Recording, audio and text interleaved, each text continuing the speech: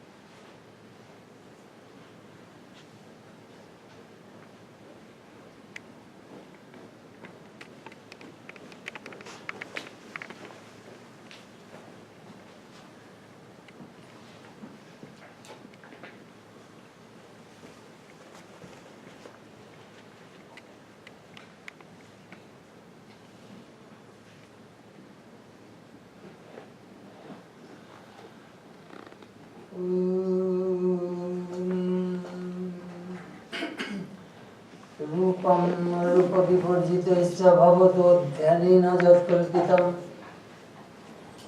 स्तुत्य निर्वचनीयता अखिलो गिरो दुर्कृतं यन्मय व्यापितं च निराकृतं यत्तीर्थ यत्र दीनं संतैवम् अपराधो जगदीशत विकलता दोषत्रयं मत्कृतं. So Lord, I made 3 mistakes in my life. The first mistake, I know you are infinite, formless, but for the sake of my meditation, I imagined your form. My second mistake, I know you are beyond speech, beyond expression. But for the sake of my prayer, I uttered words. My third mistake, I know you are all pervading, you are everywhere. But for the sake of my pilgrimage, I visited many places and met many monks. Om Shanti, Shanti, Shanti. Peace, peace, peace be all.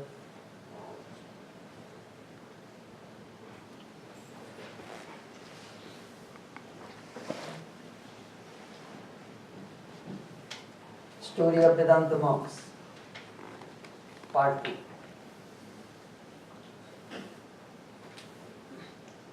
Sometimes people ask questions. 3 questions.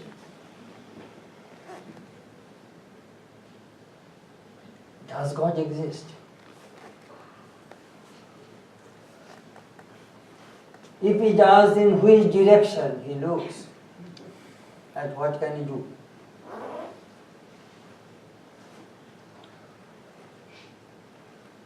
It is a beautiful story. A king asked his minister, who was very devout, very spiritual. This king asked these 3 questions to his minister. You please answer. If you don't, I shall fire. The minister returned home, could not answer. So his servant saw the minister was very depressed, heard the cause of his depression, and said, "Oh king, these are very simple answers. I can give those answers to the king." My goodness, you can give these answers. Of course I can. take me tomorrow to the king's court.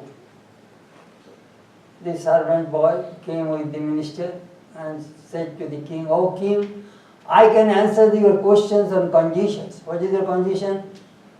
You will have to come from the throne and I shall sit there. And you will have to ask questions standing on the floor with folded hands. Then I can answer your questions.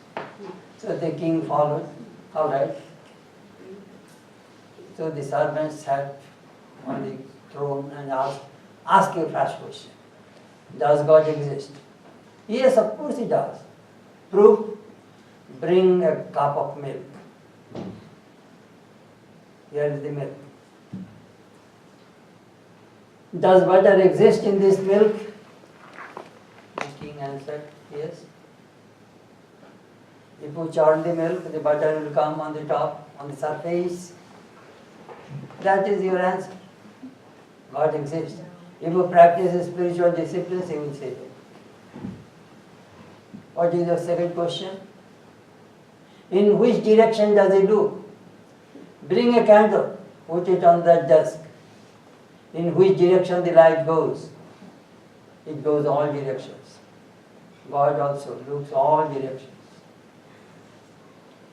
What is your third question? What does God can do? Oh king, look, I am a servant of your minister. I am on the throne and you are on the floor. Just see what God can do. Other three questions. How can I love God?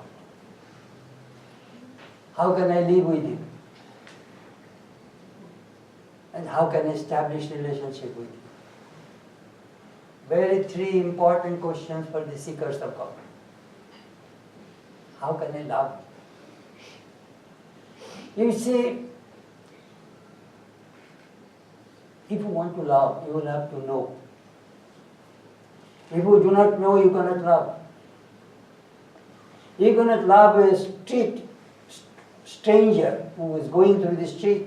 Do you not know him? How can you love that person? You have to know. The more you know, the more your love increases. I give a very worldly example. Here is a young girl fell in love with a handsome young boy.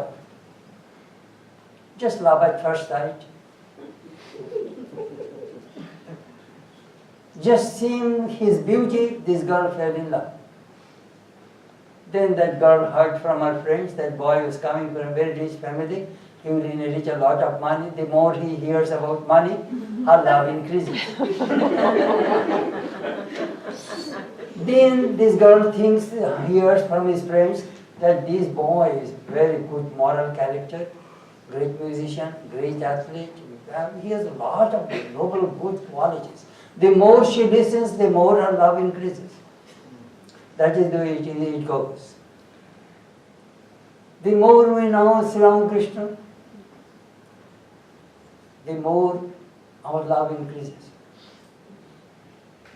The Totku Nambudripad wrote in Ram Krishna Karnamritam, He Ram Krishna, Mudhuram Tava Satcharitram, Tat Punna Nama Mudhuram, Mudhuram Tadangam, Sambhashanam Cha Mudhuram, Mudhuram Cha Ganam, Tat Kim Nu Janna Mudhuram Bhavuti Tadiyam. O Ramakrishna, Mudhuram Tava Satcharitram. Your life story is Madhu, sweet, beautiful. Tat Punna Nama Madhura. Your very name is very sweet. Mudhuram Tadangam, your form is also beautiful.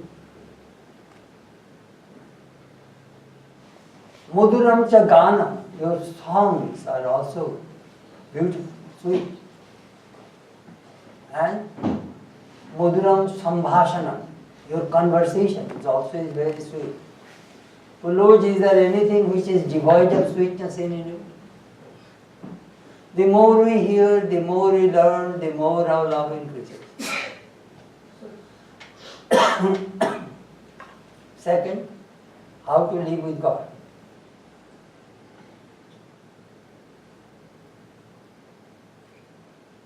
when I was working on that book, They Lived with God.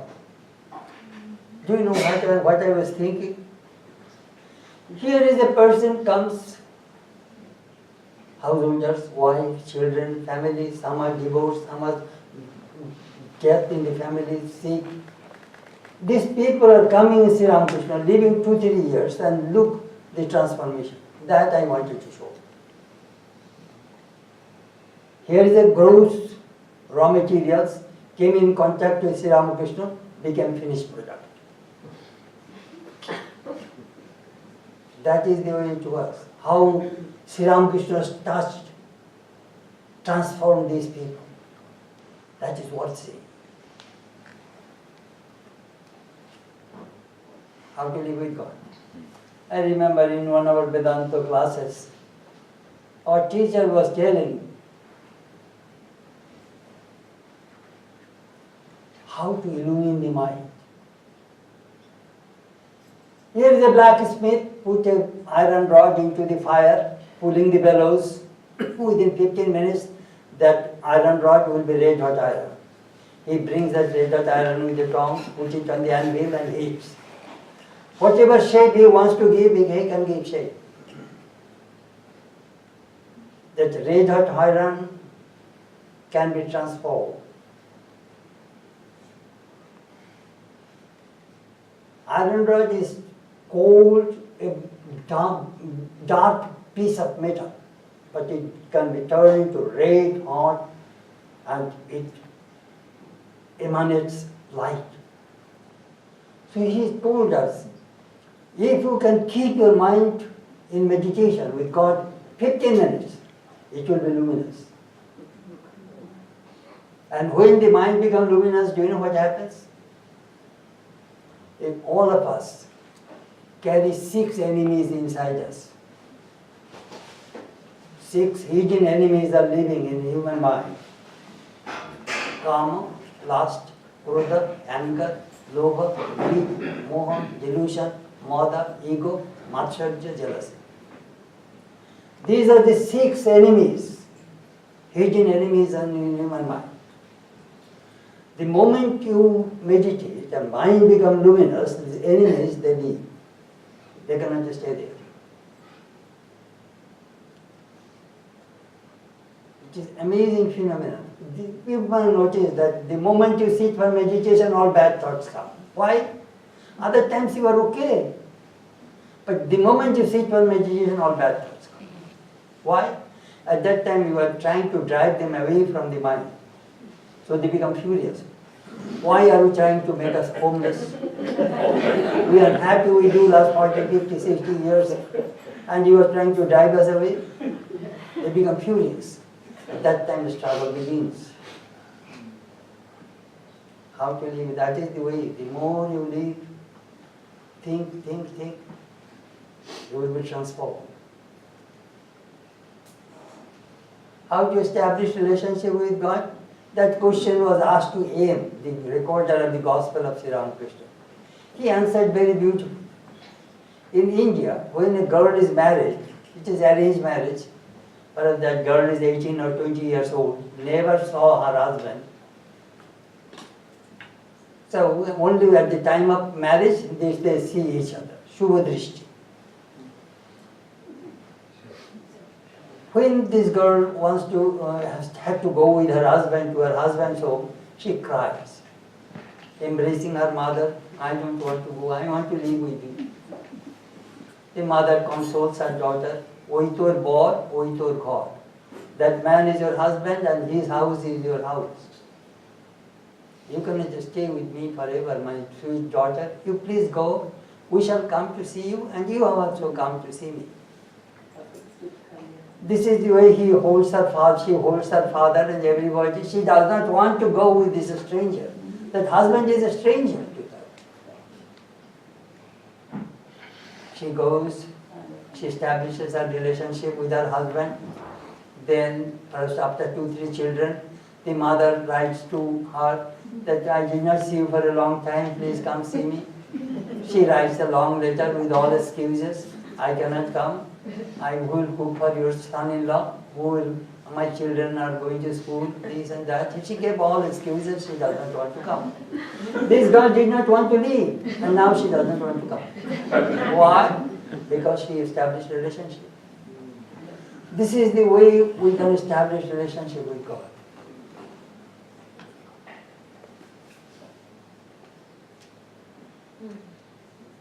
And when you have established relationship, you are safe and secure.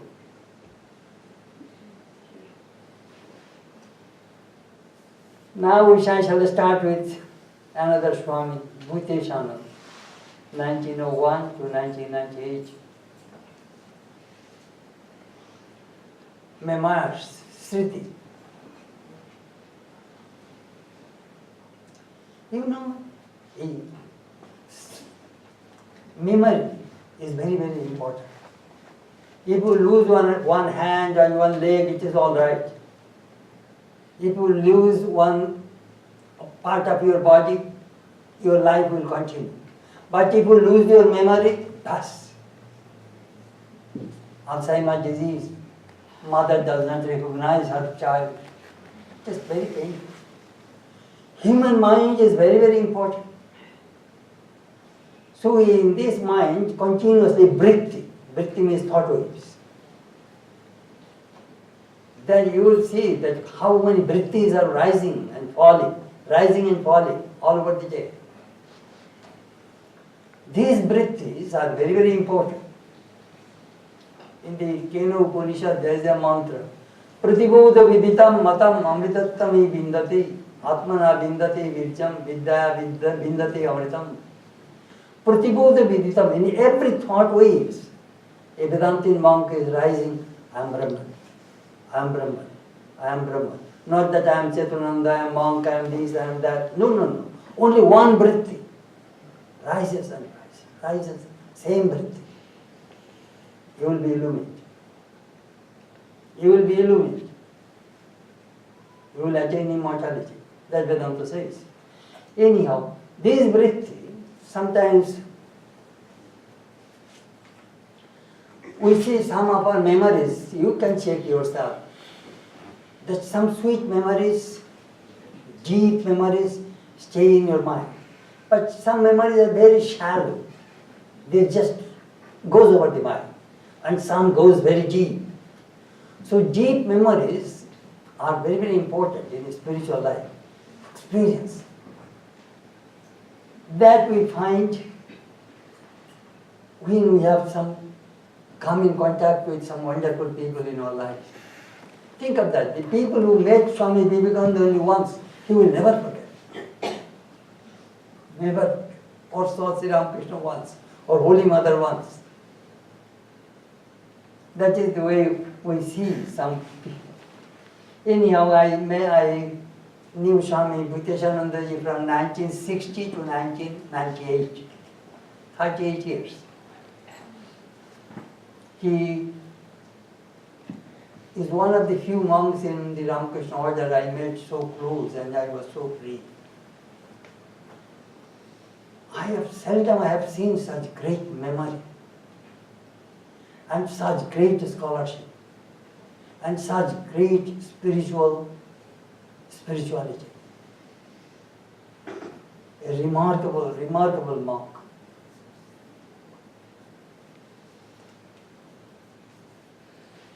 In 1960, when he came to Advaita Ashrama, he wanted to go back to Belur Math.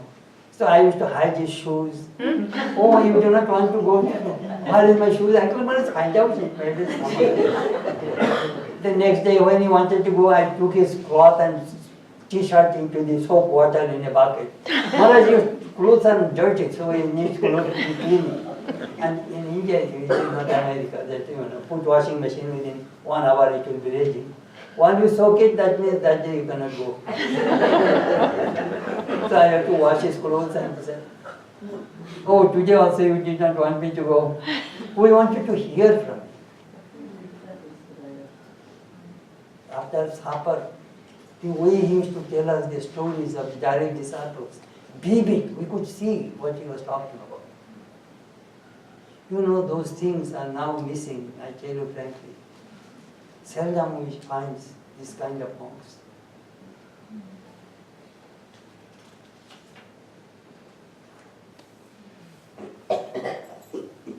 He was talking one day about Swami Shivananda. One day the priest, Swami, could not get and do the Mangala at 4 o'clock. He will have to perform some morning service to Sri Ramakrishna. He fell asleep. Maharaj himself got up and started to open the shrine and did the arati. He was an amazing person.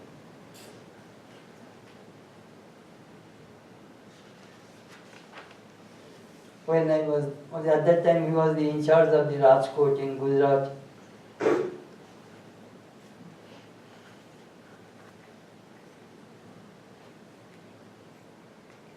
He came to visit us in 1961 also. His throat was very bad. Swami Yogananda asked him that, Swami, you will have to give a class today. And I used to prepare the lecture, your microphone and all that things. His throat was really bad. He said, Maharaj, you cannot speak, your throat is very bad. No. Sri Ramakrishna's work, I shall do. You will watch, you will see. You only give me some hot warm water, few times. Every 2-3 hours I shall gargle and my throat will be all right. Really, I was watching. He went and gave a wonderful job. You know, from these Swamis we learned one thing. In Ramakrishna order, do you know how does it work? Work and worship. Work as worship. And work is worship. How the work can be worship, transformed into worship. You learn from these monks. Worship. In this connection, I remember Swami Sarvagatananda went to Concord, Rishikesh, Concord, our Ramakrishna Mission Hospital, to be a monk. Swami Kalyanananda, Swamiji's disciple, said, do you want to be a monk? Yes, Swami. Listen carefully. In the shrine, what do you do? First puja, then you offer food, and then you pray. Correct? Puja, Naivedya, and Prarthana. And in this hospital, you will have to do 3 things. Sheva, Ushad Patha, or duty Mishti Kotha. In the hospital, we have nearly 100 patients. First serve them, that is puja. Give them medicine and diet, that is the naivedya, food which you offer. And there you pray, here say a few sweet words to these patients. If you find these 2 things are same, then you join here. That means the work in the hospital and the worship in the shrine, both are the same. That we must learn. When you are working in the office, you must think that it is my puja, my worship. When you are a doctor working in the hospital, think this is my puja, worship. Don't think only how much money I shall make, I shall make. Don't be motivated. This is the way you can transform your work into worship.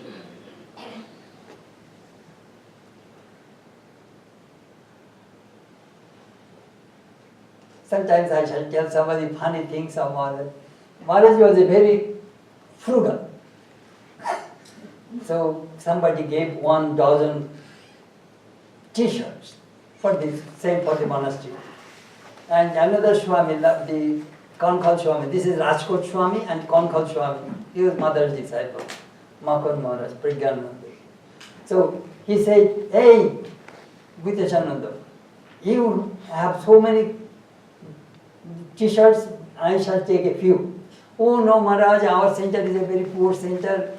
But the poor center, I shall take a few. Then I saw, no, our ashrama goes on begging. But the ashrama goes on begging only.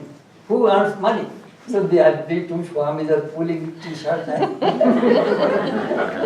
Both are very thrifty, very miserly.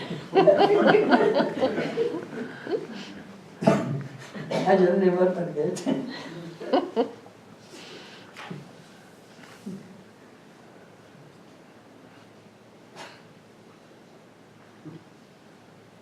When I was selected to come to America, I said, Maharaj, it is wrong selection. Why are you sending me there? I am happy here.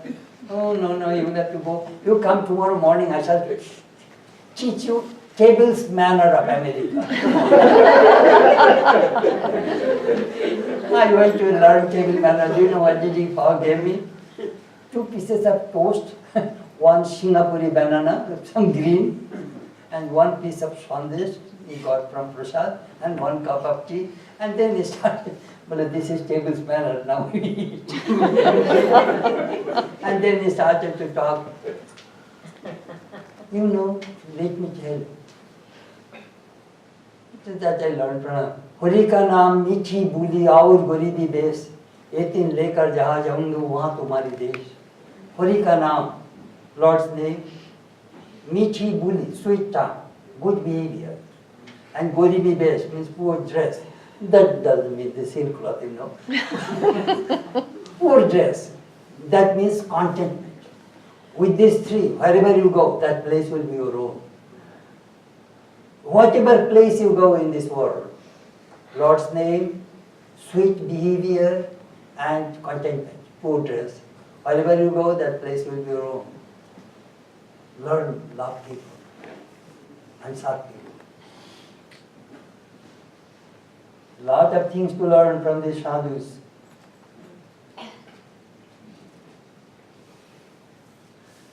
In 1977, I went to India from Hollywood. So Maharaj, I had no money while I was in India, so I wanted to do some pilgrimage. I went to Amarnath, Kedarnath, Badrinath. So I wanted to go to Pashupatinath in Nepal. I said, Maharaj, I am going to Pashupatinath. Do you want to go? If you take me, I shall go. Then we went. We are the VIP. At that time, there was the king of Nepal.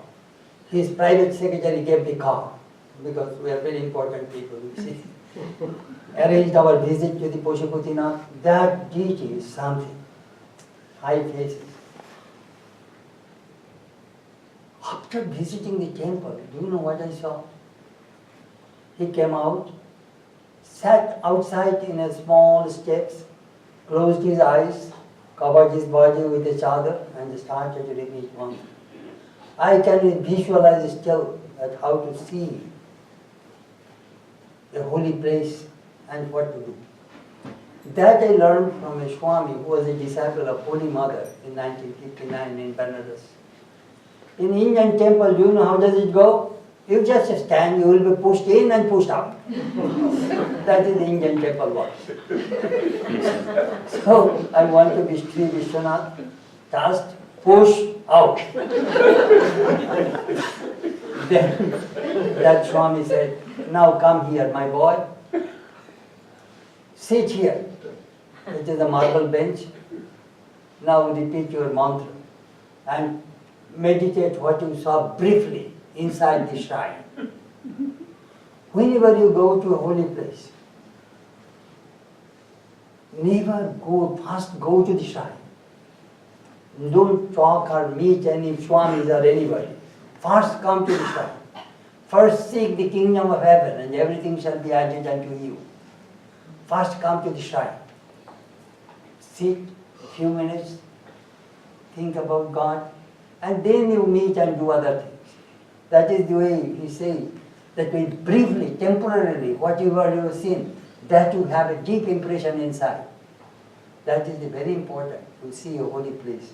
That I learned from the sadhus.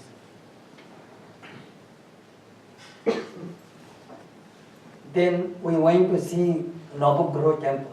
On our way back, the car broke down. We, 4 monks, guide and driver, stranded on the road. That chill, cold wind of Nepal, Himalayan cold, I was just shivering. There is no car, no transportation to come to town, quite a distance out of Nepal. So we are waiting. What to do? Help us. We had a, I think, small car. Anyhow, what happened? In the meantime, a big truck was coming. So we just stopped, raised the hands and stopped the truck. Then our guide spoke in Nepali language and explained to the driver that we want to go back to town. Will you take us? He agreed. So we pushed Maharaj on the truck and myself and sat, and Shikaresh sat near the feet and two in the back in the truck, and he brought us to town. But you know what I was? We are all worried how to return, but the Swami stood there just like motionless mountain. So calm, serene, as if nothing happened. Seeing him, I felt that he is Sthitaprajna. In the Gita, last part of the 2nd chapter, we find the signs of a man of steady wisdom. Just stood there, motionless. Na priya priya sprishata, good and evil, nothing can touch him. Envara Brahma. You know, there are many, sometimes you get so much worried and full of anxiety. Everything is happening by the will of God.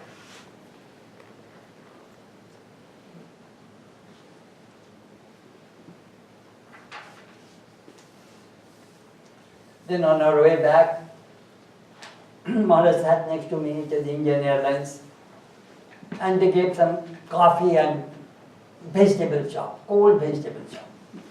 I didn't eat. Maharaj ate it, his stomach became upset. He was in Kampur at that time. So I called him, Maharaj, what happened? I hear you are not well. Yes, that food perhaps disturbed my stomach. Then he said, did you not see? I did not touch it. Why did you eat? Then he said, you were responsible for my sickness. How could I be responsible for your sickness? You don't know. I have a child's nature. Whatever people eat, I eat. Whatever people give, I eat.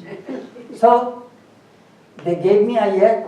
Why did you not snatch away the vegetable chop from my hand? So you are responsible for that. It was very difficult to get with his moms to other places. Then one day I asked Maharaj, could you tell me, Swamiji talked quite a bit about man-making religion, man-making religion. What is man-making religion? Look, you cannot change a person. Each person came with his or her samskaras, impressions. Do you know what you can do? You can create an atmosphere. And in that atmosphere, if anybody comes, he will imbibe that atmosphere. That you can do. You will have to create a spiritual atmosphere. That Swamiji meant, man-making religion, you know. Those who came with Sri Ram, do you know what Sri Ramakrishna said one day? Those who are around me, Mahamaya does not touch them. They are protected. So we have to create that spiritual atmosphere. And now you are listening. You forgot your home, family, everything. We have to create that atmosphere.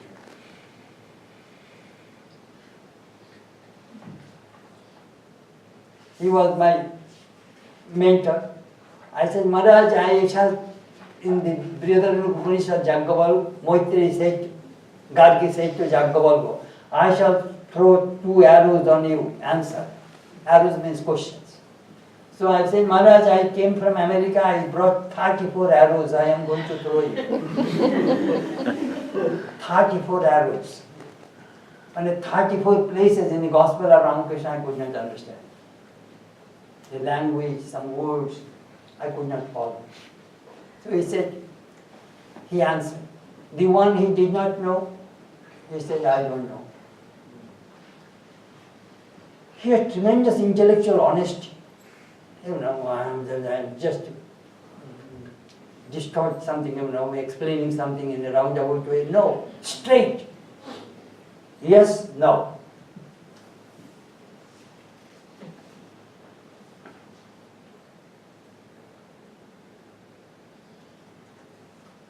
when he became president, I said, Maharaj,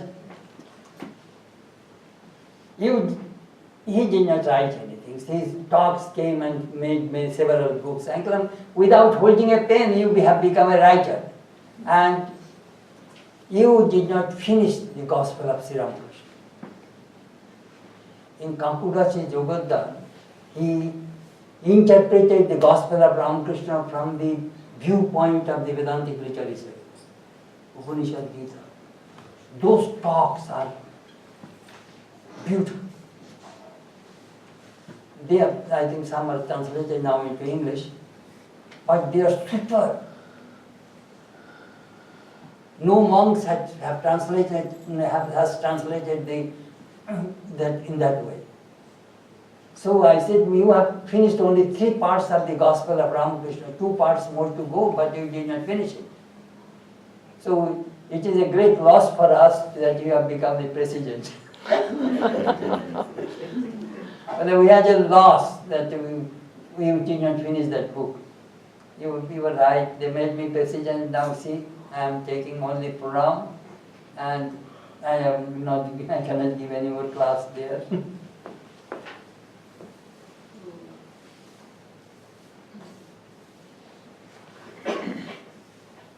Sometimes about initiation, there are so many things to learn. Uncle Maharaj, tell me about the mystery of the mantra.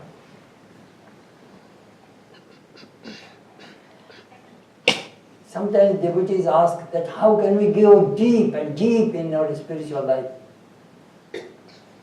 He explained, Tajjapas tadatta bhavanam. When you repeat the mantra, you will understand its meaning. Then he explained that Brahma and Shakti and your Ishta, these 3 are one. You say, don't think that we have no problems. I had problems. I had a deep problem after initiation. I was studying Vedanta. My guru gave the mantra and told that this Ramakrishna is the Ishta. So I was thinking that Ramakrishna has a name and a form. That means Maya. My Vedanta says Sat Chit Ananda, that is Brahma. Nam, Rup, Mithya. Name and form are not real. These 3 are real. So why should I meditate on unreal? That is my problem. That's a psychological problem. Why should I meditate on real? I shall explain to you 2 Vedantic words. Asat, Mithya. Asat means the thing which does not exist and you cannot see. That is Asat. Horn of a man. We do not see the horn of a man. But in Hollywood movies you can see some Hollywood can do anything. Horn of a man. That is the thing which does not exist and we do not see. And Mithya means it does not exist but we see. Example, mirage. It does not exist but we see water on the desert, on the desert. Then this is the way Vedanta goes. So I went to many sadhus and asked the same question. Nobody, same, both are same. That did not satisfy me. Later on, when I was working for Ramakrishna as we saw him, there I found Swami Akhandananda's reminiscences. Thakur said, Jejar Ishto, Shaitar Atma. Ishto Darshan, Atma Darshan, Act. But immediately my doubt disappeared forever. Your Atman and your chosen deity are the same. If you have the vision of the one, you have the vision of the both. I'm just telling you that sometimes don't think we do not have problem. We have a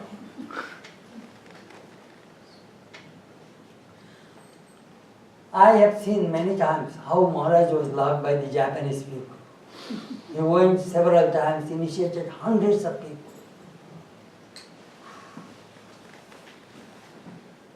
How, he does not know their language, but Mrs. Nakai-san, that one old Japanese lady, she was the interpreter. Maharaj speaks English, hundreds of Japanese. How Thakur's message is spread through him, amazing.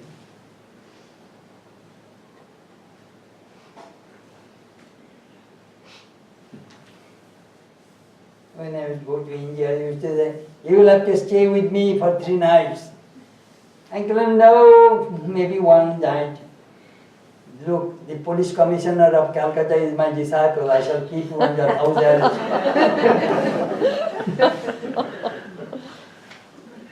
Maharaj came to America in 1988. I went to receive him at the Los Angeles airport. He flew from Japan. That long journey, Swami Chetanananda asked, Maharaj, will you give a class tonight? Yes, yes. I felt very bad. This old sadhu is almost 90 years old. I felt very bad, truly speaking. Anyhow, then Swami Chetanananda became sick. I introduced his talk in Chubuka Monastery. So I said, here is a Swami. He is like Holy Mother said, ivory is covered with gold. Ivory is very precious. And if this ivory is covered with gold, it becomes double precious. So a monk is a real sadhu. At the same time, he has tremendous learning, erudition. So it is double. Real spiritual person and tremendous learning. You see, some monks we see, very learned but not deep spirituality. But some have deep spirituality but not learned. When we have both, then Brahman. So these monks have both. He could not hear properly. He heard coal. Instead of gold, he heard coal. So he said, Chetanananda introduced me, ivory is covered with coal. Whereas my bone is white, my skin color is dark. That is the reason perhaps Chetanananda said, I know. Then I went to his room and told Maharaj, you embarrassed me in front of these American people.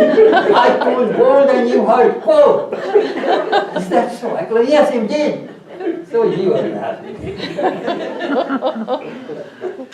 Ivory is covered with gold. He had gold.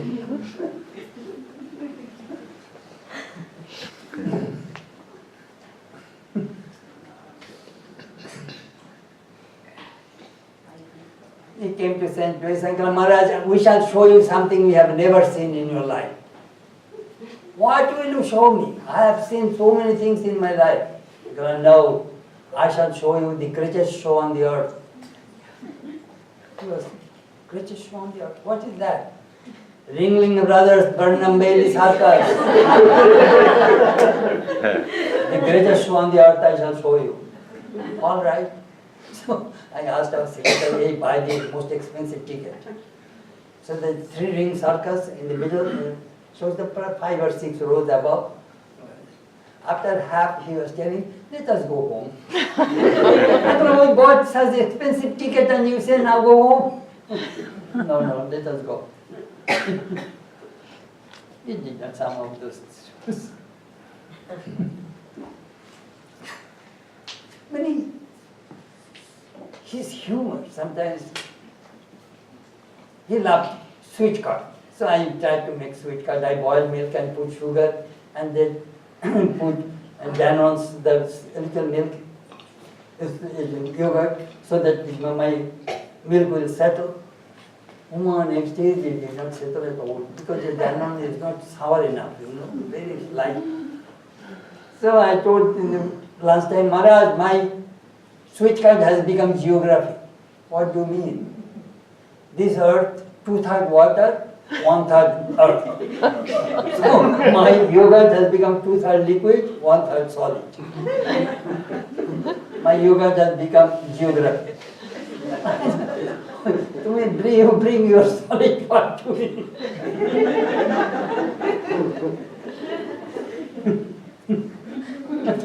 It's so much fun.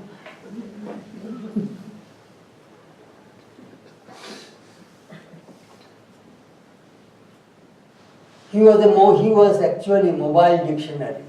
Anything you ask, he will answer questions. Sometimes intentionally I used to make some shlokas wrong. Let me see whether he could catch me or not. He could catch me. Hey, you made a mistake. One day he was telling, "Tumi bhasha tattva jano?" The language, the voice changes the meaning. You know how? Show me. Here is a little child asking his mother, "Mother, I am going to school." Ja. Go. Here go means permission. Go. A stranger entered your house, your wife is shouting, "Go! Go!" That means get out. The voice changes the meaning. And here is a person, the wife, suppose husband wants to leave, and wife doesn't want that husband should leave. So wife pushes the husband, "Go!" That means do not go. Go! So go, go, go. He was telling that how the voice of human voice can change the meaning. I was thinking, my goodness.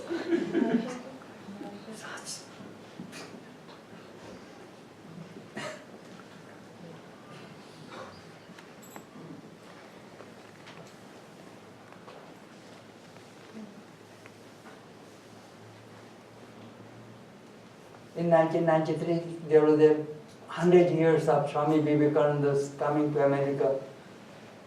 Big function, 15,000 audience. The President of India came, and Swami Chetanananda was our President. He read a paper. Then after the lecture, I went to his room and I said, "Maharaj, I never saw you read any paper. You temporarily you speak, that is wonderful."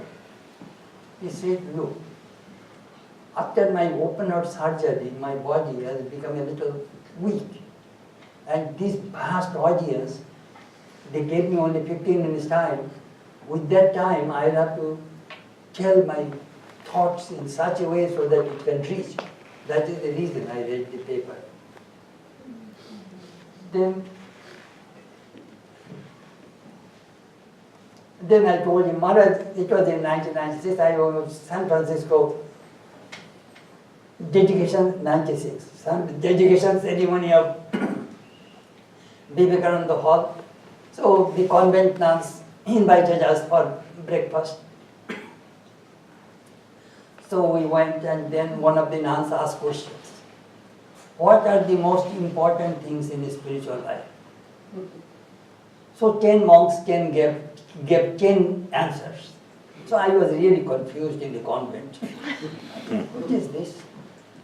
Then I went to India from San Francisco. So I asked, "Maharaj, I am a little confused. Could you remove my confusion? What is your confusion?" I told him, "Here is a nun asking questions, what are the most important things in the spiritual life? And 10 monks gave 10 answers.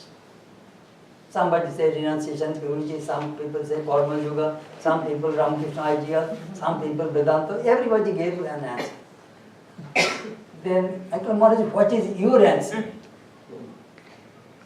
"Oh, first you tell me what are the 10 answers are." So I told him some. "You combine all of them, that is my answer."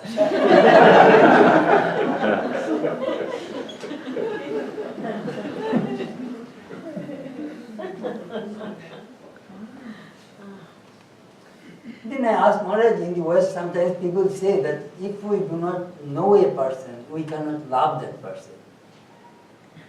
I have not seen Sri Ramakrishna, how can I love him? Then Swami said, because Sri Ramakrishna himself is your Atman. You cannot, everybody lives his own Atman, self. It is impossible. Upanishad said, "Etetat tadetat priyo Vittat, na priyo putrat, priyo vittat, priyo smat, priyo nasmat, sarvasmat. This Atman is dearer than the sun, dearer than money, dearer than everything else. So this Atmanastu kamaya potim priya bhavati. It is for the sake of the Atman everything becomes dear. So if you love the Atman yourself, that is your loving God. You explain to me elaborately.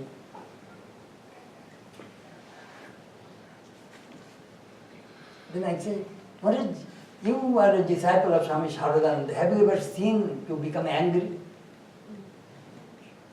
Well, one day I saw him angry. When Holy Mother's body was cremated at Belur Math, some devotees jumped and was trying to take the relics of the mother. Chetanananda shouted, if you take these relics, and if you do not worship every day, there will be disaster in your family. Everybody dropped the relics. It is a Shakti, the Divine Mother's relics. Be careful. Then I asked Maharaj, could you tell me what is the best book on Vedanta so that I can tell the Western people? Swamiji's Jnana Yoga. Tell me what is the book about the monastic life. I asked some question. And tell me what is the best verse of the Upanishad. Then he says, Atmanam ched vyabhijaniyat ayamasmiti purusha kimichan koisya kamaya shariramon sanjarati. He quoted from the Vrihadaranyaka Upanishad. Those who know this Atman, that I am that Atman, Brahman, in what kind of desire he could have, or for what, if this Sharira Manusanjara, if there is any pain, suffering in the body, he doesn't feel. Anyhow, he was really such vast erudition in the scriptures, seldom we find anybody.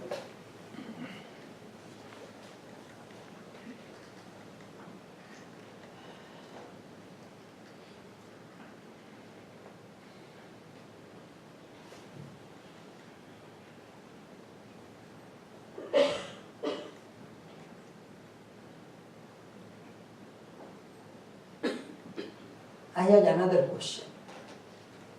In the scriptures we find how the devotees love God. But how God loves the devotees, is there any record? That was my question. We know the many mystics, there is so much description about how they love God. But how God loves them, is there any record? Do you know what? Only God can express God's love. Who else? Human beings cannot express God's love. Then he said, yes, there is some indications in the Bhagavatam.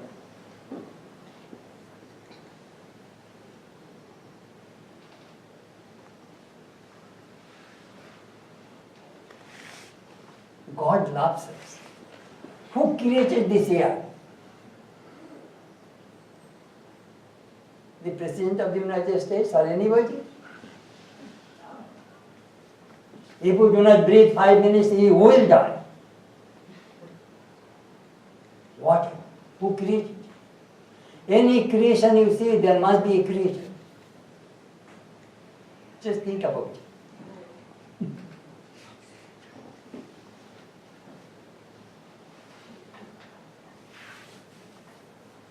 Once a devotee came, Maharaj, I have no peace. But I can tell you how to attain peace. How? Give up desires. Oh Maharaj, we are family people, worldly people in this world. How can we live without desires? Then you stay with your lack of peace. Ashanti niye thako. Anityam asukam lokam imam pratyo bhajasvamam. Krishna says in the Gita, this world is an impermanent place. I call it vacation village, holiday inn is what to me. It is a vacation village. In Laguna Beach there is a restaurant, hotel there, vacation village. So I call it is a vacation village, holiday inn, just temporarily it is what. You will have to go. Time is coming.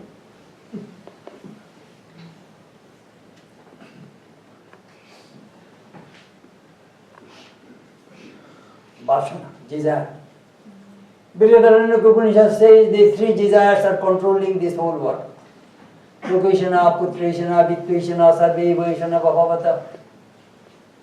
Don't think you have many desires, only three desires you have. Well, Swami, I say I have millions of desires. Lokeshana, desire for name and fame. Putreshana, desire for progeny, sex. Vittveshana, desire for money. These three desires controlling this whole universe. All the billions of people you see, all their desires are inside, including inside these three desires. Desire comes from what? You see, if you read Shankara's Vedanta, you will see all these human beings are rotating these three places. Why do you what? To fulfill your desire. Why do you have desire? Because you have ignorance. Without ignorance, there is no desire. Without desire, there cannot be action. All human beings are rotating in these three places. That is bondage, the noose of karma. No escape. Only self-knowledge, love for God, can release you from this bondage forever.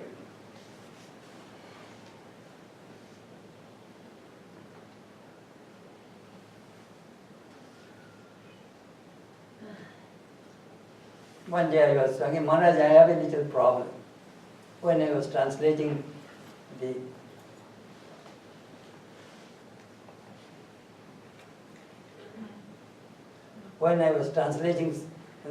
Ramakrishna and his divine play, Chandu, when Sri Ramakrishna when returned to Jairam after God vision, people said that he had become crazy. His mother wanted to check it, so they brought Chandu.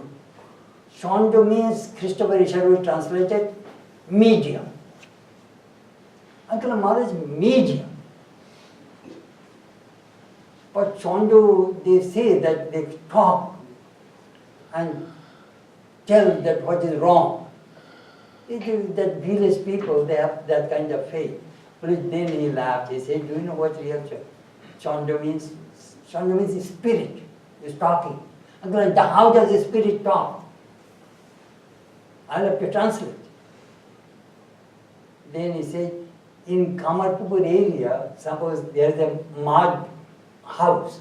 So in the upper attic, a man would come and sit there. And in the below, the Chandu will repeat mantra and tell, hey, this is that. And hey, then from the attic, somebody will say something. Hey, that sound is coming, that this is your problem. That they said, Sri Ramakrishna, the Chandu was telling, hey, you are all right, but why do you eat so much betel nut? All this story. Then he said, it is all some kind of, which is not the right thing, you know. They have this kind of faith.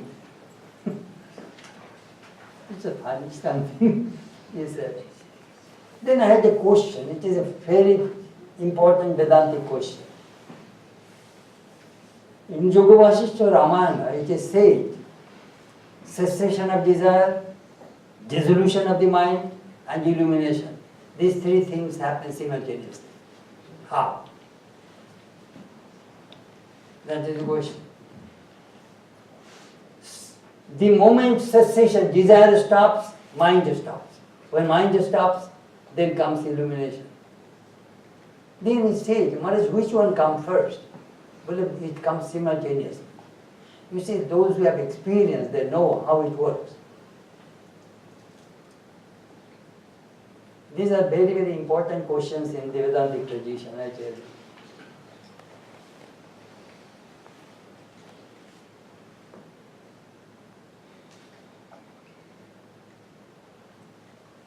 Then I asked a question. The Swamiji's Karma Yoga and the Karma Yoga Gita. Is there any difference? Shankara's Karma Yoga, Vedantic Karma Yoga.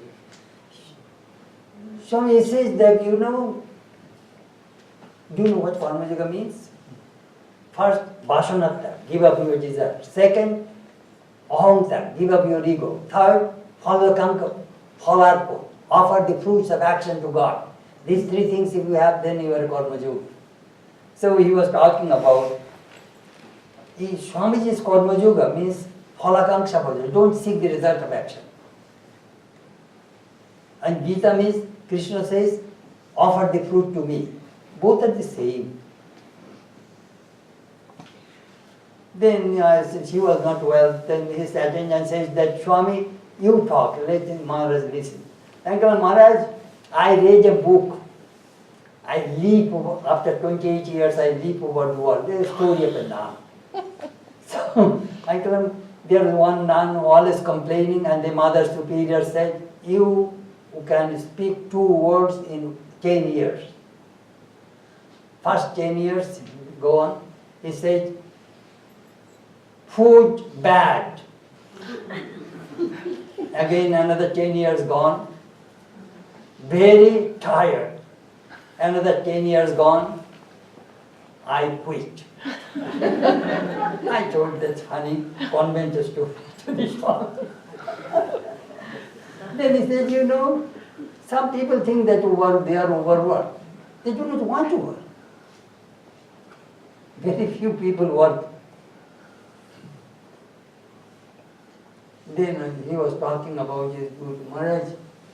One devotee said to Swami Chetanananda, Maharaj, why do you laugh so much? So that attachment for us, you will be bound. Swami Chetanananda did not answer. He went to Belur Math, then came, told that devotee, do you know what happened? I went to Sri Ramakrishna in the shrine. And Master told me that you love, you see me in everybody, so you love everybody. That answer I can give to you. Mother says that Chetanananda is not an ordinary knower of Brahman. He sees Ramakrishna in everybody and sees me in every woman. You know, I tell you frankly, they are all great monks of our order. Then I asked Maharaj whether spiritual illumination, the spiritual experience, it is true or false, how can we ascertain? Nowadays some people say, my Kundalini has awakened. Some people say, no, I am Samadhi. I hear all those things. I nod my head, actually, yes. Then he said, there are 2 ways to know. One is Shasang Vedda and Parasang Vedda. They take on the Vedantic way. Shasang Vedda means whether your stomach is full or not, only you know. Seeing your face, I cannot tell you that whether you are hungry or your stomach is full. So the person who is illumined, he knows. And Parasang Vedda means seeing the signs of the scriptures, so we can depict and see that whether you are illumined or not. We know the scriptures. We know the signs of knower of God. Those signs we shall put on you, and then we shall tell you, yes, you are a knower of God. Then he says, I said, now in the West, many people say, Swami, my Kundalini has awakened. I told one person, and she called me from New York, and told me, really Kundalini awakened? And I get some pain, Swami. I told him, I can tell you what to do. You jog in the Central Park, then go to a restaurant and have a nice meal, then Kundalini will go down.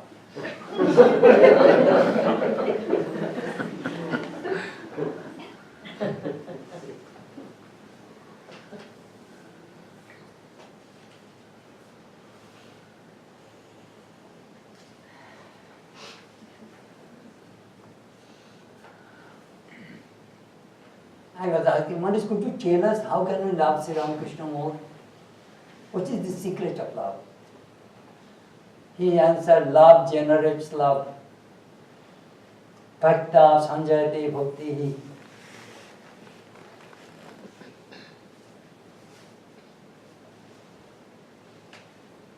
In the beginning, you need self-effort. Then, you just be like the bird on the mast of a ship. completely depend on God. Then I told Maharaj, I had a little problem. There is a Thomas Merton's International Society, they have a group called Contemplative Outreach. So those girls used to come to me in St. Louis. I gave them some classes. Then I was telling them, one of their leaders, you see, Christianity, you have one thing lacking, which is in Hinduism. Guru, mantra, Ishta, you do not have. You have prayer. So she went to Thomas Keating. He was in charge of that contemplative outreach. Says, Swami, he knew me. He came to our ashram also. So he said, please tell Swami that our answer is in Matthew 6:6. When you pray, go to your room, close the door, and pray to your Father, who is unseen, and your Father, who sees what you do in private, will reward you openly. That is from the Matthew 6:6. Go to the closet, pray in secret, and the Lord will reward you secretly. Well, Swami said that Christian people, they emphasize on prayer, that inner prayer, they emphasize.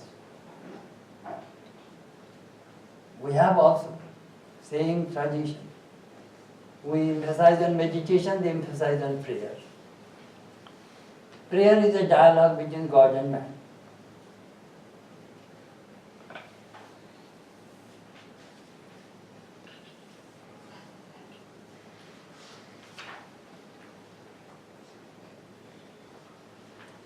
I had so many things about clear our understanding. One day we have a big debate. One is Swamiji wrote in Bengali, Thakurer Moth in Bellumat rule book. What is the translation of the moth?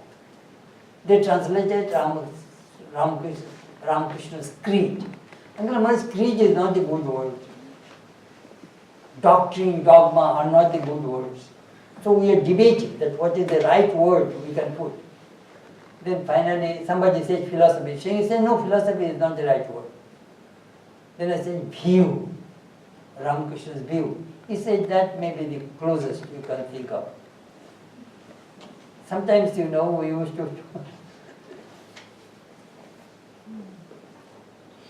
Then one day said, Maharaj, I am watching you last 38 years, but you look the same. Then he told me, do you know the story of the same? I don't know. There is an Englishman,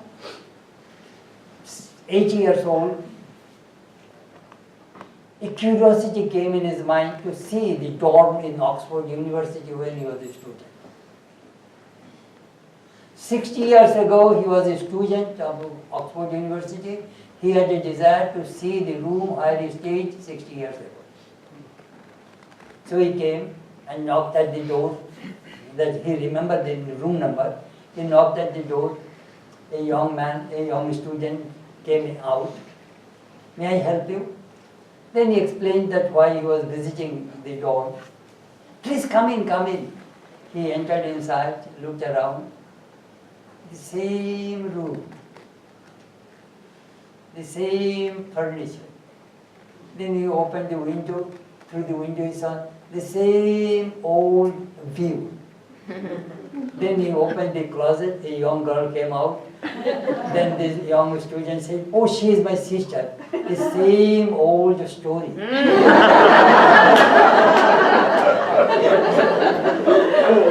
I was laughing like the same old stories.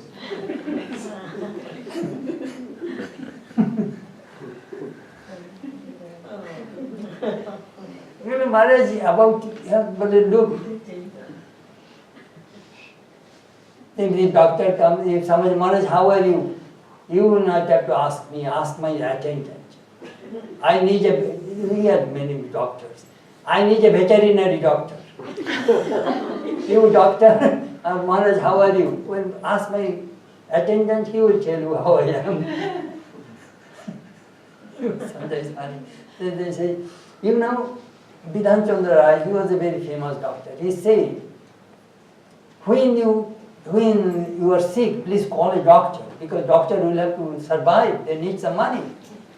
And if the doctor prescribes some medicine, please buy it, because the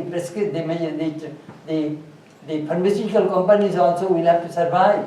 And please don't take that medicine, because you will have to survive.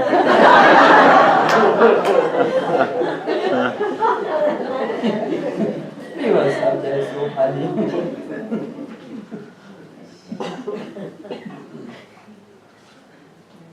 Then we had another question. Maharaj, do you believe that if a person dies in Benares, he will be liberated? I had a big problem. I got a scolding in 1970. I asked one monk, Taraprashanna Maharaj, Maharaj, do you believe that if a person dies in Benares, he will get liberation? You young boy has come and trying to confuse us. We old monks, we are waiting here to die, and you are creating confusion in our minds. He scolded me right and left. Then I said, Maharaj, the scripture says Jnanat Moksha. Moksha, liberation comes through Jnana, self-knowledge. And you say, if I die here, Swami Chetanananda says, if I had that faith, I would come and commit suicide in Benares. And you say that here they will get liberation. Then Maharaj said, Chetananda, you are right, I am right. Uncle, both cannot be right, Maharaj. Then he said, Lord Shiva finally gives that knowledge. So you will not have to worry about us, we will be fine. We will be dying. We will die here.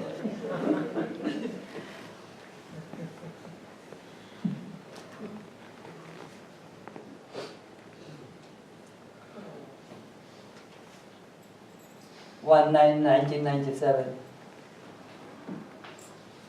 Question: Brahmavid Brahmaiva Bhavati. A knower of Brahman becomes Brahman.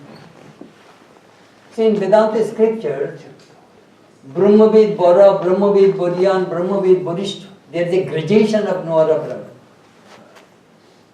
Gradation of Brahman, knower of Brahman. Do you know how the goes? There are 7 stages of illumination. First, Shubhetsha, a good desire to know about self, about Brahman, about God. Then Vicharana. Vicharana means inquiry. I am very sincere.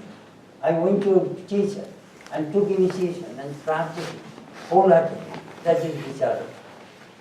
Third stage, Tonu Manasa. Tonu Manasa means at that time when the desire goes down, you have less desire, your mind will go up like a balloon. It will go to the higher level. It is desire pulling our mind to the earth.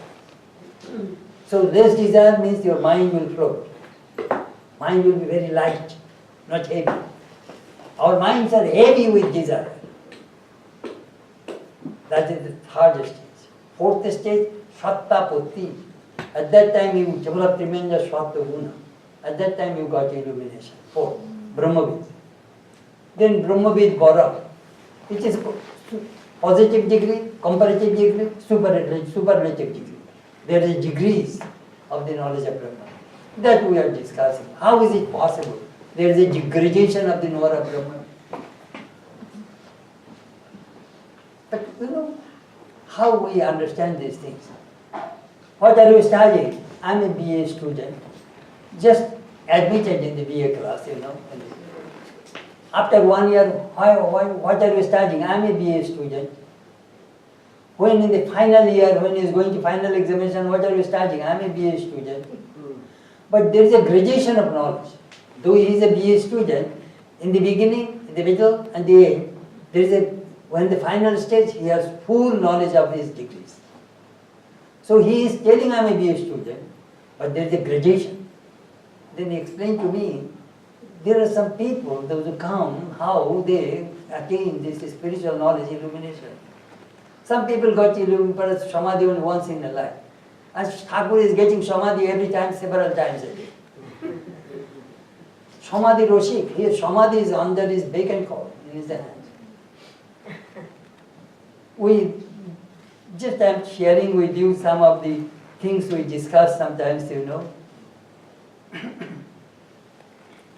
He says that Jnani and Vijnani, that is the difference.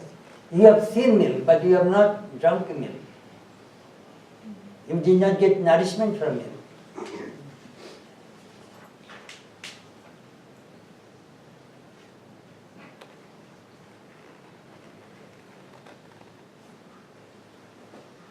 In the fifth stage, sixth stage, it is a gradation of the Lord.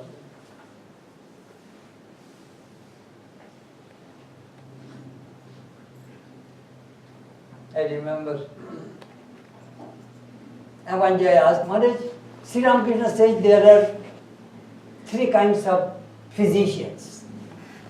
First kind of physician, doctor, I am not well, doctor gives a prescription, that go and buy the medicine. The doctor never inquires how I am doing. Second kind of doctor, he will give the prescription and he will call him. How are you doing? Is your medicine working? They are second class of doctor, second group of doctor. And the other kind of doctor, he will give the prescription, he will give the medicine, and if you do not take it, he will put the knee on your chest and push the medicine in your mouth. That is the first class doctor. So Sri Ramakrishna said these things, you know. So I said, Maharaj, what kind of guru you are? Can you put the knee on the chest of your disciple and give the self-knowledge? Amat to dui hatutei byatha. I have pain in my both knees.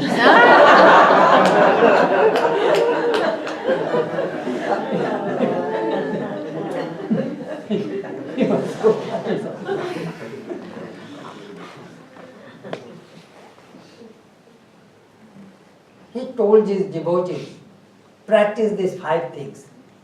Sometimes we take advice from many Swamis and get confused.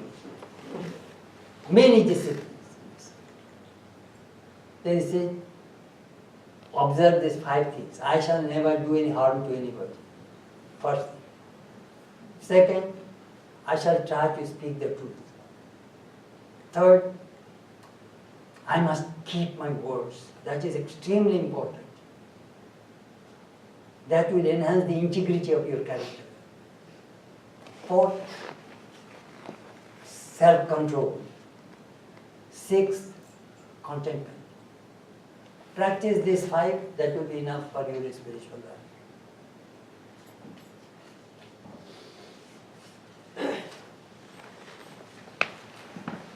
He was a really great Swami, inspired many, many people.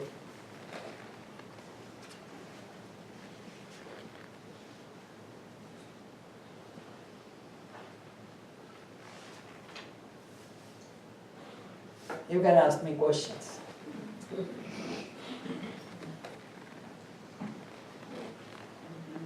I have a question. Sure. How would you explain the difference between prayer and meditation to somebody who's, sort of not knowledgeable of either? Prayer is a dialogue. Sometimes we pray, it is one track sometimes. I speak, you hear. You speak, I hear. Both speak, both stop speaking and both become one with it. There are various gradations of prayer. Some people pray to fulfill their desires. But there is some unselfish prayers are there. My new book is coming there. I talked about Ramakrishna's prayer. My 40, 50 pages I wrote only on prayer. Wait, that prayer. Main thing is the prayer, difference between prayer and meditation. Meditation, there's no sound. Do you know how does it go? A sound has 4 levels. Para, Poshyanti, Madhyama, Vaikhari. Para means it soundless, where the source of the sound, Brahman.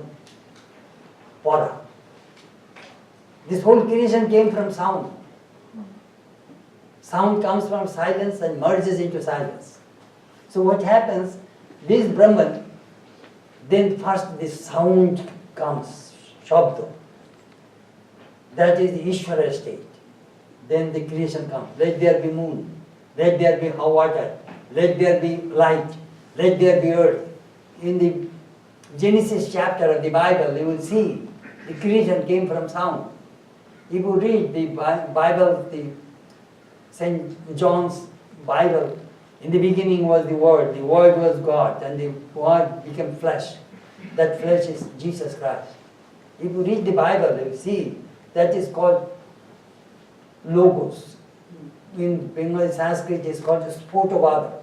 Out from the sound, this creation comes. Now, that is Madhyama.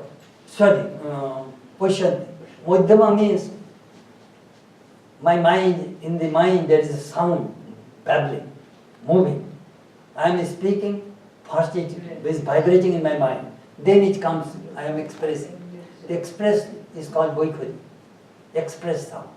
So prayer is a communication through sound. And meditation is communication without sound. Just think. No thinking. That sometimes I practice the one verse. Manodrishamidam sarvam yat kinchit sadracharam manoi amani bhave duito naupalibhyate. Whatever you see, it is nothing but the projection of human mind. When the mind becomes mindless, the duality is not perceived. I sometimes, when too much things bother me, I practice this one. Make the mind mindless. I give a lecture on that. How the mind becomes mindless. What happens? Everything is in the mind. This mind makes us bound. This mind also makes us free. Sri Ramakrishna says, monetei baddha, monetei mukta. Bondage, liberation, all are in the mind. So meditation takes our mind to a mindless state. Do you know what Swamiji said? In the final analysis, mind becomes the subject, mind becomes the object. When the mind just stops, the world just stops. The day you get good meditation in the shrine, you transcend the body idea. Then, after 15 minutes, half an hour, you see, you do not know where you are, and you do not know how long you are meditating. That happens time to time because you meditate deeply. So meditation really helps. Please ask me questions. Well, can I ask you one question? Sure, please. Yes, Maharaj, if Brahman and Atman are same, then what is that which beats our heart? What Brahman and Atman are the same. Say, maybe if it is, I don't know, I have heard like that. Say, what is that which beats our heart? Oh, beats your heart. Yeah. That is prana. Prana. Is it Atman or what? Is it Brahman or what? And what happens when it stops? You die. We die, but where Brahman goes? Then Brahman will die. I was in deep trouble. One lawyer was asking Swami, you say that Brahman, Atman is in the heart. But nowadays we do the open heart surgery, they take the heart out. when the Atman goes, where is the Atman at that time? When the doctors do the open heart surgery. I was in deep trouble. I said, it is not that physical heart, it is the spiritual heart. In the 4th chapter here, it is said that Attatishta dashangulam, it is in the Purusha Shuktam, in the Rig Veda, 10 fingers above your navel. That is the position of the heart chakra. There is the Well, I wrote one article in that book which come and See God with Open Eyes. Hopefully next year you will see that book. What does the mind need in your body? Do you know? What is the mind? Some people say mind, Vedanta says, Rid Goloke Avasthitam. In the Panchadoshi says, mind's position is in the heart chakra, here. Sri Ramakrishna, Tantra says, the position of the mind is between the eyebrows. Ramakrishna also says, the position of the mind is between the eyebrows. Confusion. Again we say mind, if I pinch here, your mind goes there. Your mind here, this moment, I sent my mind to Dakshineshwar, 10,000 miles away, just now. I saw Sri Ramakrishna's bed, still I am seeing Ramakrishna's bed. Just boom, it's going 10,000 miles away instantly. So, this mind, how shall I reconcile? Sri Ramakrishna reconciled it. Do you know how? He said, Moner Sthan Agga Chakra. The position of the mind is between the eyebrows. Mind functions there. Then somebody asked that where shall you meditate? You meditate in the heart. Do you know how did I reconcile? This is the working office and this is his bedroom. Mind sleeps there, rests there. This is the resting place. And this is the working place. In your room, in your house, you have your office perhaps in the office room and your bedroom. In bedroom you sleep, rest, and in the office room you work. So mind is everywhere. But here is this working place. The brain is connected with the mind. And then it is working. About the Atman Brahman, you know, in the body, Atman Brahman is everywhere. I was asking Swami Chetanananda one day, Maharaj, people say that meditate in the heart. There is the Atman. Atman is everywhere. We try to bring that scattered mind to the heart chakra, and then they understand that where the Atman is. Atman, Brahman, everywhere. But with the, you were talking about the breathing and heartbeat and all those things, that is the prana. When you go to deep sleep, what happens? Who preserves your body? Your mind is not there. Mind stops. No, mind, intellect, all are gone. Yeah. it's gone. Sense organs are gone. Yeah. Who preserves your body? Prana. Prana. Your heart is pumping like this. From the beginning, when you came out from the mother's womb, until you die, with dhuk dhuk, dhuk dhuk, dhuk dhuk. Your heart is pumping. But that is not Brahman? No. That is the prana. But Brahman is everything, every being. You know, here some people think that prana is Brahman, mind is Brahman. No. There are all gradation of Brahman, you know, if you read Vedanta Shara, they say that where is the Atman? When that consciousness is everywhere. When consciousness is in the body, you think I am fat, I am lean. When consciousness is connected with your eyes or here, I am deaf, I am blind. If it is connected with the prana, I am hungry, I am thirsty. That is the job of the prana, energy. When it is connected, this consciousness is connected with the mind, you think I am happy, I am unhappy. When that consciousness is connected with the intellect, you think I am stupid, I am intelligent. When that consciousness is connected with other spheres, then it comes illumination. It is all connection of the consciousness.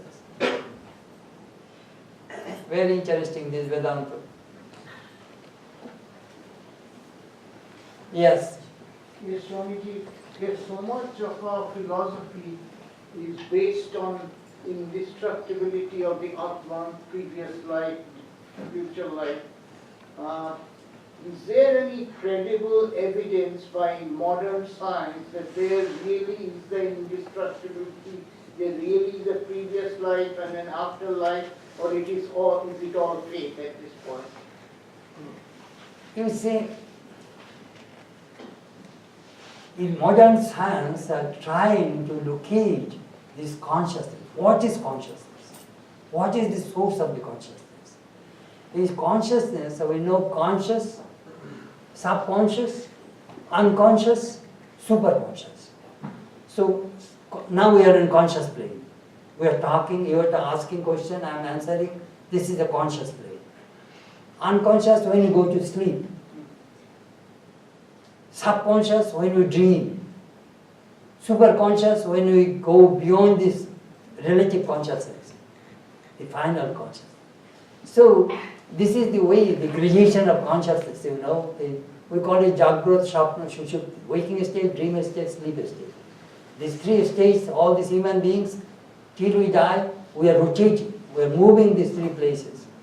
Liberation comes when you go to the superconscious state. They call it transcendental consciousness, Atma. About the thing you were talking about, birth, death, coming back, you know, life, and these things, do you know how it goes?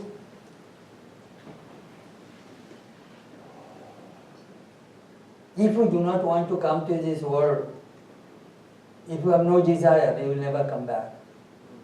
Which is the desire brings us to this world again and again, again and again. For that reason, they call it Bhurjita Bija. Do you know what that means? Here is some peanut. Put it in the soil. Put water. Those peanuts will germinate, will produce more peanuts, more peanuts, more peanuts. You roast that peanuts, put it under the ground, give water, fertilizer, those peanuts will never germinate. Why? You destroy it, its potentiality, by frying and by roasting. They will never produce any more peanuts. So human beings, the seed body, the subtle body, they fry it through renunciation, so that no desire will come again, so you will never be reborn. That is the way it goes. If you have desire to come to this world, you will have to come. All depends upon your desire. Let me tell you one beautiful story of Swami Nikhilananda. Nikhilananda went to Swami Shivananda, Mahapurush Maharaj, and asked Maharaj, Sri Ramakrishna said, those who come to me, this will be their last birth. But scripture says that without self-knowledge there cannot be last birth. So whom shall we follow? Swami Shivananda said, do you really love me? Yes, Maharaj. I also love you. When I see you, I get joy. When Maharaj, I also get joy when I see you. Suppose at the time of death, you are deeply think about Sri Ramakrishna, and Sri Ramakrishna appeared before you. At that time, what will you ask? Oh Lord, give me a beautiful house in San Francisco on the ocean. Give me money, give me this, give me that. That desire will not rise in your mind. Do you know what will happen? Your mind will be choked. Your mind will be saturated with bliss. You will be absorbed with Ramakrishna's consciousness, Brahman. Whole mystery is there. You know, otherwise we have so many desires. How can we kill millions of desires and then go to Sri Ramakrishna? It is almost impossible. If you have burning renunciation, you can do it. Or if you have genuine love for God, you can do it. Whole thing is the mystery is human desire. Holy Mother says, if you have a desire to eat a sandesh, you will have to come back. If you desire to eat a kanji, you will have to come back. That's all. Desire. That is the whole mystery.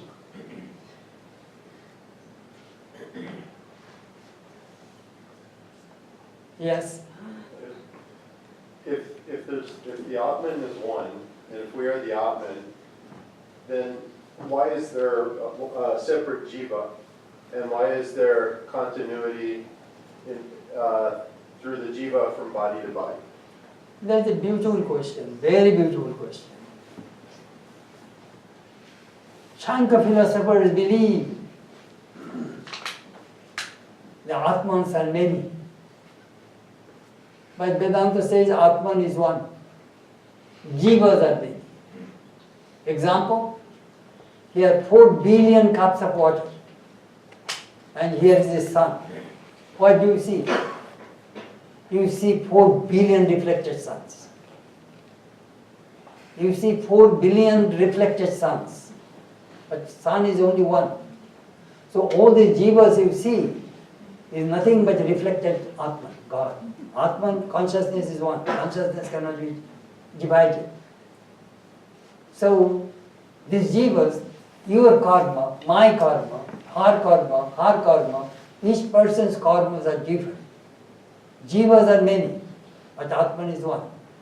So Vedanta says, when you get liberated, that doesn't mean I will get liberated. Shankar philosophers say that if Atman is one, if one person is get liberation, so all people will get liberation? Not now. Jivas are many, individual souls are many. You see, this is the mystery of whole Vedanta philosophy. How does the one become many? Which is all through Maya. All through Maya. You know how one becomes many. Eko aham bhavishyam prayayeti. I am one, I shall be many. You see all these human beings in this world, 4 billion, 5 billion people. Each person looks different. You will not see two faces same. Variety, multiplicity, diversity. Swamiji, do you know what Swamiji meant? Swamiji said, if all people look alike, it would be horrible. If all people look like you will be bored. We need variety, multiplicity. One of our Swami says, I like America. Why? Here every car is different. We never get bored to see the cars in America. In India, Calcutta at that time only ambassador. Black body, white top. They were boring. No variety cars are there. So we have variety and diversity. That is the main theme of Vedanta philosophy. Unity in diversity. Same Atman manifested in many ways. Otherwise there will be no game, no play. Variety. We need variety. But at the same time, we will have to realize that unity in all beings. When you realize that, you cannot hate anybody. You will not be any subject to grief, pain, misery. That Ishu Upanishad says, Tatra ko moha kashoka ekattam anupashyata. There will be no grief, no pain, no suffering. You see the Atman in everything, in every being.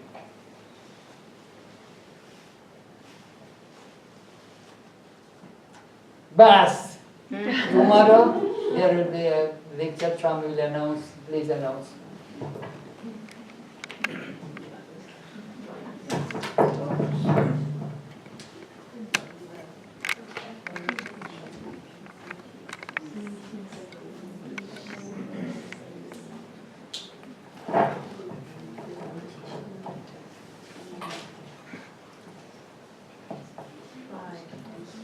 Now we shall have dispersed service, a short break, then dispersed service, then at 6:15 there will be refreshments, and that will end our today's program.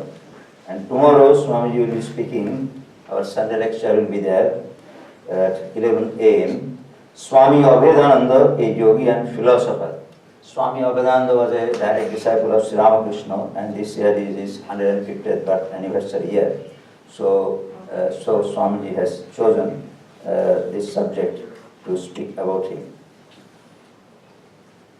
Now Swamiji will be going to the bookstore, but before that I would like to announce something which is coming up, and Swamiji just mentioned shortly that Vedanta Society of Berkeley is organizing a very special celebration marking the 125th anniversary of Swami Vivekananda's Chicago address at the 1893 World Parliament of Religions. The Vedanta Society Berkeley cordially invites you to join and to witness the celebration of this historic occasion.